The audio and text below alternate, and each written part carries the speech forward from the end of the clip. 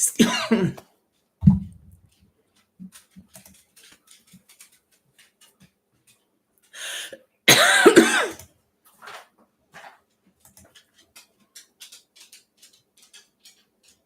we are live.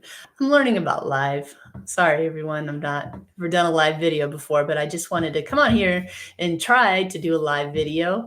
Um, we're at our new place. We recently moved, and so I'm gonna kind of go solo here with a video. Hopefully, it'll be exciting. um, Something's kind of been on my mind. Yesterday was the 14th anniversary of the Joplin Tornado. And I remember around that time how scary it was for everyone in the area. We had friends up there. We had, people who knew people up there. Down here in Arkansas, we saw it on the news. It was scary. We could drive up there. But I was able to go to the moment of silence that happened a week later after the tornado. And I met a lot of really interesting people. People were telling me stories that just seemed impossible. Like I was really feeling kind of skeptic, but I thought, wow, this is phenomenal. And so I wrote about it when I got home. Facebook at the time had a notes section. You could write stuff down and then put it on your page. I'm not sure. I don't remember exactly how it worked. But when I got home, I wrote all my thoughts and feelings down. So what I learned when I was at the moment of silence, just random people were talking to me. One guy told me a story about during the Joplin tornado. The story goes that there was a man and his two children in their front yard trying to get into the house, and the tornado came. The dad got over his children. I think the daughter was 5, the son was 2, and he protected his children. As the tornado went over them, the story goes that the soles of his shoes actually came off, and they were fine. And they stood up, and the daughter says, "Dad, did you see that big butterfly holding you down?" And the dad didn't see that butterfly, but the children could see the butterfly. And I thought, wow, what a phenomenal, wow. And then another story I heard from someone else, I think. But we were standing there, and there's an older lady. She's with a walker. She's walking up, and she has oxygen. And he said, "Do you see that lady over there?" And I said, "Yeah."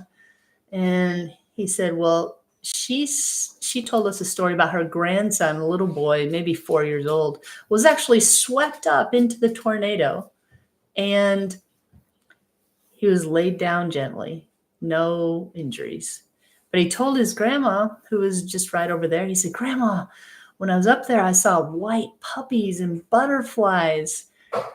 And I just heard this other butterfly story. Now I'm hearing another butterfly story.' And I thought, there might be something to these butterflies." And so I was just totally, taken back and really, I'm a deep thinker. I really thought deeply, of course, about this. And I thought, why not?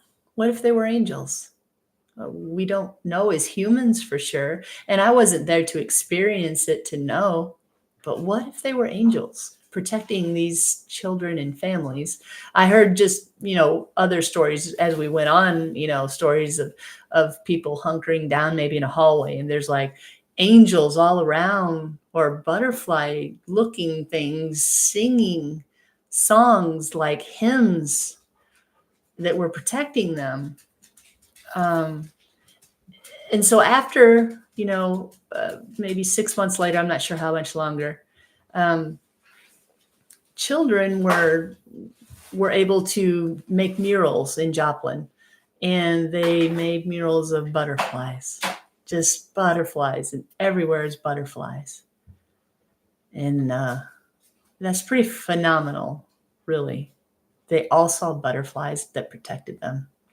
So I took it for me, and I consider myself to be a person of faith. I believe in God. I believe in angels, and I believe in protection. I took it like those weren't butterflies; they were angels. So again, when I got home that night from it was a moment of silence. I got home and I just typed it all out on my notes, and I just every feeling, everything I felt, I typed it out, put it on Facebook. From Facebook, my mom shared it, and she was a part of some group on Google, but the Google group got a hold of it, and then they shared it, and then they shared it, and all these emails all over the country were going out about what I wrote about butterflies. Oops, sorry. And children. And it just went out, and it offered so much hope and inspiration to people. People were comforted by knowing or believing or wondering, maybe, could that really have been angels? And there's skeptics. Of course, there's always skeptics. We're human. And that's okay. That's okay. But I looked it up, several years later. If I could, I typed in my name, and here's a little messed up. But I typed in my name, and it went into a church bulletin in New Mexico. Wow.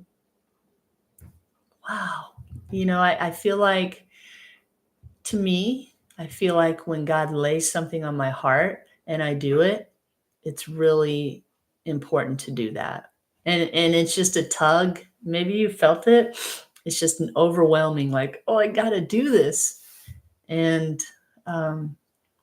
so at the end of that writing that I wrote, I had, God has control, I could read it. I'm not reading it, but God took care of Joplin. God rebuilt Joplin. Those people there's a lot alive. I mean, there was a lot of lives lost, but so many people has come out of that, hopefully with a stronger sense of faith. And I can't imagine what they saw. But God rebuilt Joplin. Joplin's got a lot of beautiful new neighborhoods and new high school, new buildings. So the storm blew through, devastated. And that's what life is. The storms will come. The storms will devastate at the moment. But there's going to be protection. So I'm telling this story because not only was the Joplin tornado just recently, the anniversary, but when we go through storms of life, there's going to be protection. There's going to be people around us that are here to love us, to protect us, to help us. When I first was diagnosed with ovarian cancer, just about 4 years ago, a couple days ago, on the 16th, there were people from everywhere. People I knew. You have acquaintances. There's good friends you have. Then you have, in the world of Facebook, you have friends that are, you're not close to them, but they do care. There were people out of everywhere wanting to help, and it was so humbling, so kind. And excuse me, I'm sorry. And it really showed me as a person that when the storms come through life, you're not in it alone. You're not going to go through it alone. There are people praying for me, praying for my family that I don't even know. I've never met some people that are praying for me. They've not met me. They just have heard of my story of this crazy ovarian cancer that I wasn't expected to live 2 years into ovarian cancer. Doctors weren't really thinking past 2 years for me, but 4 years later, it's a very aggressive cancer, and it has not hit my lungs, my liver. That's where predicting, where it would go to. They're keeping me alive through this medication that's not even really approved for my cancer. My doctors, Dr. Greenway, Kristen, there's Dr. Biggers they're all out of Springfield, Missouri, which is 2 hours from me.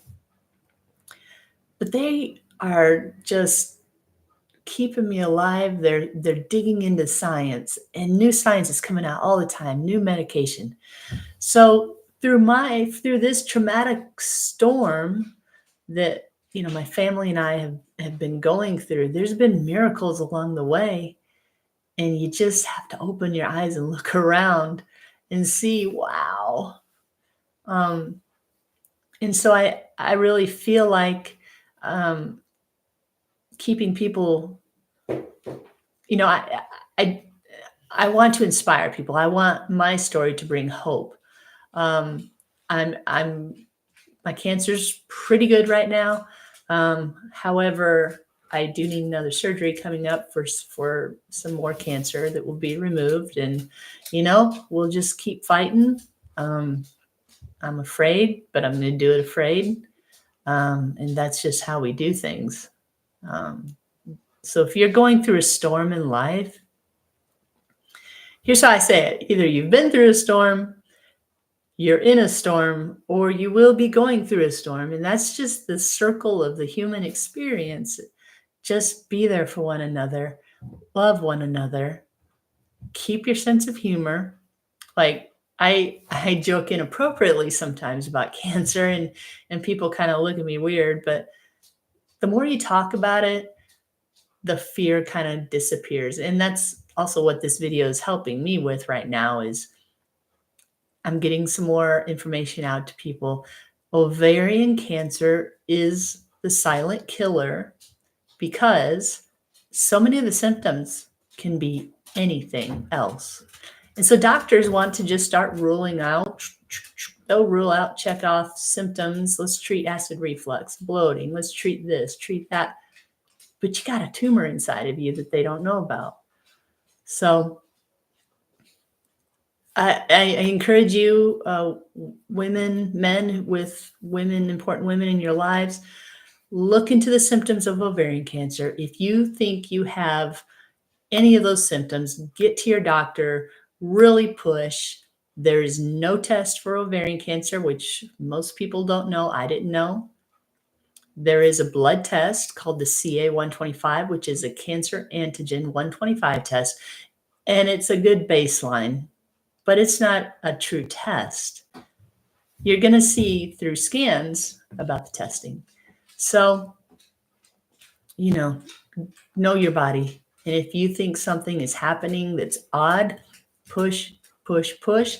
And if you're still not getting good answers, get a second opinion, because ovarian cancer is a beast that will sneak up on you and will just ravage if it goes on too long.